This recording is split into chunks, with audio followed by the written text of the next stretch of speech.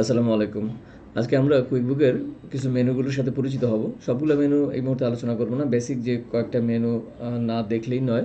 আমাদের কুইকবুক শুরু করার জন্য যে কয়টা মেনু প্রয়োজন সেগুলো আমরা আগে আলোচনা করে নেব। অবশিষ্ট মেনুগুলো আমরা যখন কাজ করব তখন একটা একটা করে চলে আসবে, অটোমেটিক চলে আসবে। আরেকটা বিষয় সেটা হলো যে কুইকবুকটা আমরা শিখব কাজ করতে করতে শিখব। আমরা আগে থেকেই সবগুলো পরিচিত হয়ে তারপরে শিখব সেরকমটা না। যখন আমাদের সামনে কাজ আসবে একটা করে কাজ করব, আর তখন টপিকটা সামনে চলে আসবে, তখন আমরা সেই টপিকটা নিয়ে আলোচনা করব এবং এভাবেই শিখব। কুইকবুকের মেনুগুলো থেকে মেন কয়েকটা মেনু আমি লিখে রাখছি। যেমন সেটিংসের ভিতরে অনেকগুলো মেনু আছে, তার মাঝে আমরা আলোচনা করব company settings, chart of accounts, তারপরে আছে অ্যাকাউন্টেন্ট টুল, তার ভিতরে চার্ট অফ অ্যাকাউন্টস, উপরের যেটা চার্ট অফ অ্যাকাউন্টস এটাও সেটাই, journal entries, reconcile, reports, reclassification, left panel সেইখানে যে মেনুগুলো আছে সেখান থেকে ট্রানজ্যাকশন, সেলস, এক্সপেন্সেস, এবং নিউ বলে একটা বাটন আছে, অপশন আছে, সেখান থেকে customer, suppliers, employees and others. এগুলো হচ্ছে মেনুর হেড। এগুলোর ভিতরে আবার অনেকগুলো ছোটো ছোটো মেনু আছে যেগুলো আমরা আলোচনা করব। মেনুগুলোর লোকেশনটা আমরা একটু খেয়াল করি। মেনুগুলোর লোকেশন, এখানে দেখেন একটা সেটিংস বাটন আছে, গিয়ার আইকন আছে, এটা হচ্ছে সেটিংস মেনু। এখানে দেখেন একটা অ্যাকাউন্টেন্ট টুল নামে একটা বাটন আছে, এটা একটা মেনু। এখানে কিছু মেনু আছে। এখানে লেফট প্যানেল থেকে কিছু মেনু আছে। এখানে নিউ বাটন বলে একটা বাটন আছে। এগুলোর ভিতরে মেনু আছে, আমরা এগুলো একটু দেখব, একটা একটা করে দেখব। প্রথমে আমরা সেটিংস গিয়ার আইকনটাতে ক্লিক করি। এখানে অনেকগুলো মেনু আছে, সবগুলো আমরা আলোচনা করবো না। Company settings, company, chart of accounts. Company settings এটা হচ্ছে কোম্পানি, অর্থাৎ একটা কুইকবুক শুরু করতে গেলে কোম্পানির নাম, রেজিস্ট্রেশন, বিভিন্ন ইনফরমেশন শুরুতে দিতে হয়, সেগুলো এখানে এটা ভিতরে দেওয়া যাবে। আমরা একটু ভিতরে ঢুকি, দেখি। হ্যাঁ, এই কোম্পানি সেটিংসের আন্ডারে যা যা আছে, কোম্পানি নেম, এইখানে ডান দিকে দেখেন একটা বাটন আছে পেনের মতো, এটা হচ্ছে, এগুলো হচ্ছে এডিট বাটন। তো এগুলো আমরা ক্লিক করি। এখানে কোম্পানির নামটা আমরা টাইপ করব।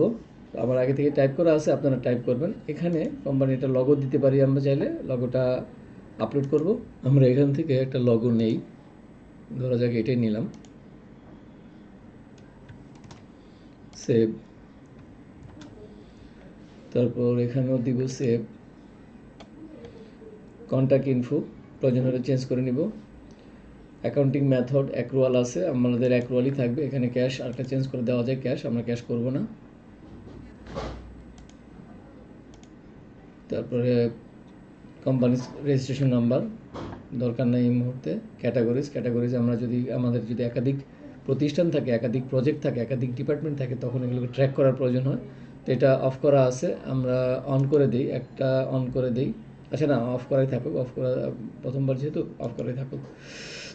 কুকিজ প্রিফারেন্স, এটাতে কোনো কাজ নেই। নেক্সট নোটিফিকেশন, এগুলো যেমন আছে তেমনই থাকুক, এখানে কোনো কাজ নেই।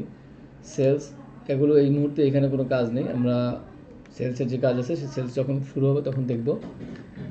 এক্সপেন্স, এগুলো তো তেমন কোনো কাজ নেই, যখন এক্সপেন্সের কাজ করব তখন প্রয়োজন হলে এখানে আমরা আসবো। টাইম, এটারও তেমন কোনো কাজ নেই, যখন প্রয়োজন হবে আসবো। অ্যাডভান্স, এখানে একটু কাজ আছে সম্ভবত। হ্যাঁ, অ্যাকাউন্টিং পিরিয়ডটা দেওয়া আছে জানুয়ারি থেকে শুরু, আমরা যদি চেঞ্জ করতে চাই আমরা এখান থেকে গিয়ে আমরা অ্যাকাউন্টিং পিরিয়ডটা চেঞ্জ করে দিতে পারবো। যাদের বিজনেস জুন টু জুন, তাদের জন্য আমরা জুন সেট করে দিতে পারবো। যেহেতু জানুয়ারি আছে, যেমন আছে তেমনই থাকুক, আমরা এখানে কোনো পরিবর্তন আনবো না। Accounting method approval, first method of the tax year same S financial ইয়ারের মতোই। ট্যাক্স ইয়ারটা কী হবে, অনেক সময় বিজনেস ইয়ার একরকম আর ট্যাক্স ইয়ার আরেক রকম হতে পারে, ভিন্ন হতে পারে, সেই জন্য এটা চেঞ্জ করার অপশনটা আছে। ডিফল্ট ট্যাক্স রেট এক্সক্লুসিভ না, এটা আমরা ইনক্লুসিভ করে দিই। ডিফল্ট ট্যাক্স রেটটা এক্সক্লুসিভ আছে এখানে, আমরা এটা ইনক্লুসিভ করে দিই। ঠিক আছে, এটা গেল, এটা সেভ দিতে হবে, সেভ।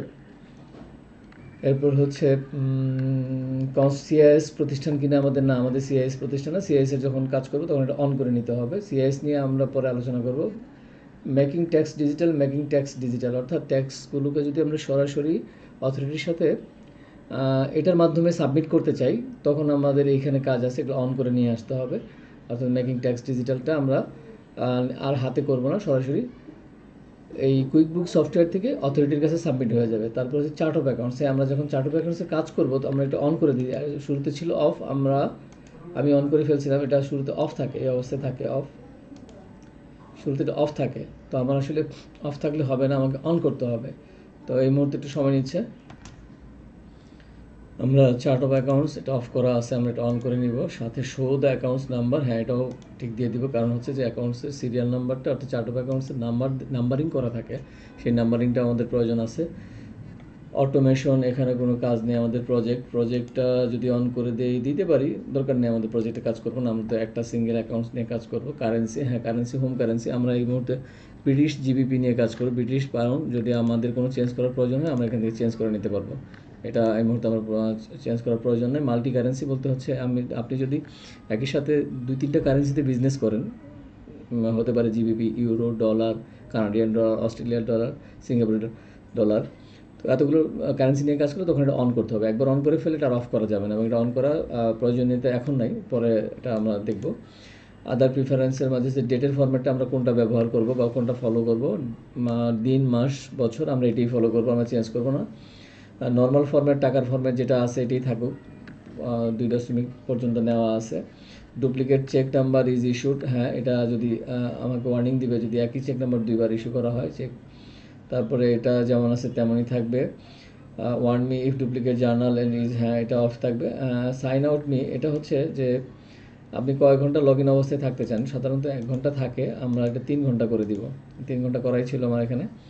আচ্ছা, একটা অংশ এখানে বাদ রেখে আসছি, ক্লোজ দ্য বুকস। এই ক্লোজ দ্য বুকসটা অফ করা আছে, অন করাই থাকবে, এটা অফ অবস্থায় থাকবে। অর্থাৎ এখানে হচ্ছে অ্যাকাউন্টস করার পর যদি আপনি বুকটা ক্লোজ করে ফেলতে চান তাহলে আমরা এটা অন করে রাখবো, আমাদের এটা প্রয়োজন নেই, আমরা দীর্ঘদিন এটা নিয়ে কাজ করবো। সো এটা যেমন আছে তেমনই থাকবে। এখানে কাজ শেষ, সবগুলো কাজ শেষ।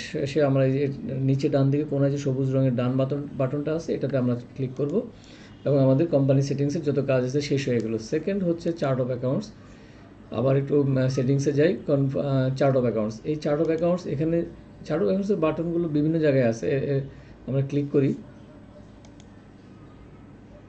আমরা দেখতে পাচ্ছি কিছু চার্ট অফ অ্যাকাউন্টস এখানে দেওয়া আছে। অর্থাৎ কুইকবুকস নিজে থেকে কিছু চার্ট অফ অ্যাকাউন্টস আগে থেকে তৈরি করে রাখছে, যেমন stock, other current asset, VAT payable, VAT suspense, retained earnings, service fee income, sales, service fee income, supplies, material supply, এগুলো চার্ট অফ অ্যাকাউন্টস ওরা দিয়ে রাখছে। এরপরেও যদি আমাদের চার্ট অফ অ্যাকাউন্টস প্রয়োজন হয় আমরা সেটা কাজ করার সময় ইনপুট দিব, আমাদের আগে থেকে তৈরি করার দরকার নেই। আমরা যদি আগে থেকে তৈরি করতে চাই সেটা হচ্ছে এখানে যে নিউ বাটনটা আছে, নিউ বাটনটা ক্লিক করবো, এখানে আমরা ইনপুট করে আনতে পারি। অর্থাৎ অন্য কোনো বুকসে যদি চার্ট অফ অ্যাকাউন্টস তৈরি করা থাকে সেটা থেকে আমরা এখানে ইনপুট করে নিয়ে আসতে পারি, অথবা এক্সেলে যদি কোনো চার্ট অফ অ্যাকাউন্টস থেকে থাকে সেটাও আমি ইনপুট করে নিয়ে আসতে পারি। আর আমরা ইনপুট করব না, আমরা নিজে নিজে প্রত্যেকবার আমাদের যখন একটা ট্রানজ্যাকশন সামনে আসবে তখন আমরা প্রতিবার নিউ চার্ট অফ ক্লিক করে চার্ট অফ অ্যাকাউন্টস ক্রিয়েট করে নিব। অর্থাৎ যখন আমাদের যেরকম চার্ট অফ অ্যাকাউন্টস প্রয়োজন হবে সেরকমটা আমরা তৈরি করে নিব নিউ বাটন ক্লিক করে।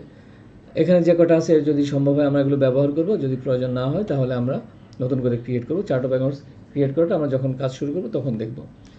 আচ্ছা, এরপর হচ্ছে আমরা যে অ্যাকাউন্টেন্ট টুল, দ্বিতীয় যে মেনুটা আছে আমাদের, দ্বিতীয় কী ছিল, অ্যাকাউন্টেন্ট টুল। হ্যাঁ অ্যাকাউন্টেন্ট টুল ছিল, আমরা এটা থেকে এখানে আমরা দেখি, এখানে হচ্ছে অ্যাকাউন্টেন্ট টুল, এখান থেকেও চার্ট অফ অ্যাকাউন্টস একই জিনিস, আমরা যদি ক্লিক করি এখানে আবার আসবো। তারপরে হচ্ছে জার্নাল এন্ট্রিস। হ্যাঁ জার্নাল এন্ট্রিসটা হচ্ছে অনেক সময় ট্রানজ্যাকশনে ভুল ভ্রান্তি হয়, পেমেন্ট বেশি হয়ে গেছে অথবা হয় নাই, এগুলো ঠিকঠাক করার জন্য, আমি এটা নিয়ে বিস্তারিত আলাপ করলাম না, যখন সময় আসবে তখন আমরা আলাপ করব। সেগুলো ঠিকঠাক করার জন্য তখন জার্নাল এন্ট্রি দেওয়ার প্রয়োজন হয়, তো সেটা আমরা যখন করব তখন দেখব। রিকনসাইলটি তো মূলত আমাদের কাজ, সেটা হলো যে আমি যে ট্রানজ্যাকশনগুলো হলো এবং ব্যাংকে যে পেমেন্টগুলো হলো, আমি যে কুইকবুকে এন্ট্রি দিছি একটা সেল এবং পারচেজ হওয়ার বিপরীতে আমি যে কুইকবুকে এন্ট্রি দিছি সেই এন্ট্রির সাথে এটা বিপরীতে তো পেমেন্ট হয়েছে এবং পেমেন্টের রেকর্ডটা কোথায় আছে, ব্যাংকে আছে, ব্যাংক স্টেটমেন্টে আছে, সেই ব্যাংক স্টেটমেন্টের সাথে আমার কুইকবুকের যে মিলটা আছে সেটা সঠিক আছে কিনা সেটাই হচ্ছে রিকনসাইল। এটা আমরা যখন করব তখন দেখব।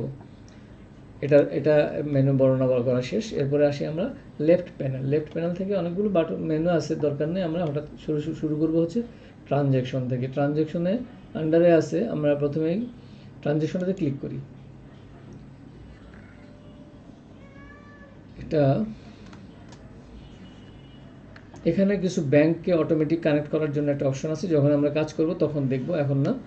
রিসিপ্ট, আমরা ট্রানজ্যাকশন করলে তো অবশ্যই রিসিপ্ট তৈরি হয়, সেগুলো আপলোড করার জন্য আমরা এখানে আপলোড করব, এখানে আসবে। আপলোড যখন করবো, এখন তো ব্ল্যাঙ্ক অবস্থায় আছে, যখন আপলোড করবো তখন এখানে এগুলো আসবে।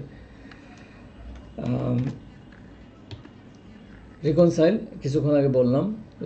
রুলস বলতে বোঝায় হলো অনেক সময় রিকনসাইল করতে গেলে বা ক্যাটাগরি করতে গেলে দেখা যায় যে সেম ধরনের ট্রানজ্যাকশন আছে, তো বারবার কি আমি একই বিষয়কে ক্লিক করব, তখন একটা রুল তৈরি করে নেওয়া যায়। অর্থাৎ আমি যদি সবগুলো খরচকে একটা খাতে দেখাইতে চাই, তো একটা রুল তৈরি করে নিলে আমরা একটা ক্লিক দিয়ে সেই রুলের মাধ্যমে সবগুলো ক্যাটাগরি একসাথে অল্প সময়ের মাঝে করতে পারবো, সেই জন্য এই রুলটা তৈরি করা হচ্ছে। আবার চার্ট অফ অ্যাকাউন্টস, এটা নিয়ে আর কথা বলবো না। এরপরে আছে সেলস। সেলসটায় ক্লিক করি। ওভারভিউ, এখানে কিছু গ্রাফ প্রেজেন্টেশন আছে, এটা আলোচনার বিষয় না। অল সেলসের বিপরীতে কুইকবুকের মাধ্যমে ইনভয়েস ক্রিয়েট করা যায় এবং সেগুলোকে কাস্টমার কাছে সেন্ড করা যায় এবং সেগুলোকে ট্র্যাকও করা যায়। সেল হলে তো ইনভয়েস তৈরি হবে স্বাভাবিকভাবে। আমরা এই কুইকবুকের মাধ্যমে ইনভয়েস জেনারেট করে আমরা কাস্টমারকে ইনভয়েস দিতে পারি। সেই জন্য আমরা এটা ব্যবহার করবো, যেহেতু আমরা শুরু করিনি তাই এটা ব্ল্যাঙ্ক অবস্থায় আছে। কাস্টমার, আমাদের অনেক রেগুলার কাস্টমার থাকতে পারে যাদের সাথে আমরা প্রতিদিন প্রতিনিয়ত বিক্রি করছি। সেক্ষেত্রে কাস্টমারের একটা প্রোফাইল তৈরি করার প্রয়োজন হতে পারে, সেটা এখানে আমরা যেহেতু প্রোফাইল নাই, ফাঁকা, তাই দেখাচ্ছে না। প্রোডাক্ট অ্যান্ড সার্ভিসেস, আমি যে বিষয়টা বিক্রি করি, অর্থাৎ আমার কাজটা কি, আমি যে পণ্যটা বিক্রি করি সেটার একটা লিস্ট এখানে তৈরি করা যেতে পারে। আমি পণ্য বিক্রি করতে পারি, আমি সার্ভিসও বিক্রি করতে পারি। তো আমি যেটাই বিক্রি করি না কেন সেটার একটা লিস্ট এখানে তৈরি করা যেতে পারে। এটা গেল সেলস। এরপরে দেখি এক্সপেন্সও সেম। এক্সপেন্স হলে তো আমার যে ডাটা তৈরি হবে সেটার একটা ওভারভিউ এখানে থাকবে। বিলস, আমি এক্সপেন্স হলে প্রতিটা এক্সপেন্সের বিপরীতে একটা করে বিল ডকুমেন্ট তৈরি হবে, যেটাকে আমরা বিল বলি। সেই বিলগুলো আমরা এখানে লিস্ট আকারে আসবে, যদিও আমাদের এই মুহূর্তে কোনো বিল আপলোড করা নাই, সেই কারণে এটা ফাঁকা দেখাচ্ছে। সাপ্লায়ার সেম, কাস্টমারের বিপরীত সাপ্লায়ারের প্রোফাইল এখানে আমরা তৈরি করবো, যেহেতু কোনো প্রোফাইল তৈরি করে না সেই জন্য এখানে কিছু দেখাচ্ছে না। মাইলেজ, অনেক সময় গাড়ির যে খরচ হয় প্রতি মাইল হিসাবে কত খরচ হয় সেটার একটা রেকর্ড এখানে রাখা হয়। আচ্ছা, এরপরে হচ্ছে পেরোল নিয়ে এই মুহূর্তে কথা বলবো না, পেরোল যখন আসবে তখন কথা বলবো। এরপরে হচ্ছে মেনু সেটিংস। এখানে আমরা চাইলে একটা মেনু সেট করতে পারি, খুব একটা জরুরি কিছু না। আমাদের যে বাঁদিকে যে প্যানেলে যে ডাটাগুলো ছিল সেটা এখানে সাজানো অবস্থায় আছে, কোনটা রাখতে চাই আর কোনটা রাখতে চাই না সেটা আমি এখান থেকে টিক দিয়ে উঠাই দিলে সেটা থাকবে না। যেমন টাইমটা আমি দরকার না, আমি উঠাই দিলাম। আচ্ছা, তারপর হচ্ছে বুকমার্ক হচ্ছে এই যে দেখেন এখানে বুকমার্কের আন্ডারে ব্যাঙ্ক ট্রানজ্যাকশন, ভ্যাট। আমি আরেকটা বুকমার্ক তৈরি করতে চাই, সেটা হলো বিল। আমি যদি বুকমার্কের আন্ডারে বিল রাখতে চাই, দেখেন একটা অতিরিক্ত বাটন চলে আসবে। এই যে বুকমার্ক এর আন্ডারে ব্যাঙ্ক, ভ্যাট, বিলস, অর্থাৎ আমি মাত্র বিলটা সিলেক্ট করে দিলাম তাই বিলটা এখানে আসছে। আমি যদি দেখতে না চাই, রাখতে না চাই, ওটা শর্টকাট করতে না চাই আর কি, তারপর আমি এখান থেকে টাইমটা উঠাই দিছি, টাইমটা নাই। ও হ্যাঁ, আরেকটা বিষয় বাদ পড়ে গেছে, ভ্যাট।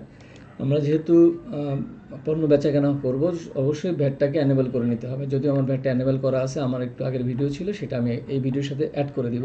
দুঃখিত, এটার সাথে অ্যাড করা সম্ভব হলো না। ভ্যাট কীভাবে অ্যানেবল করতে হয় এটা নিয়ে আলাদা ভিডিও করা আছে, কাইন্ডলি আপনারা দেখে নিন। এখানে আমরা ভ্যাটের লিস্ট দেখতে পারি।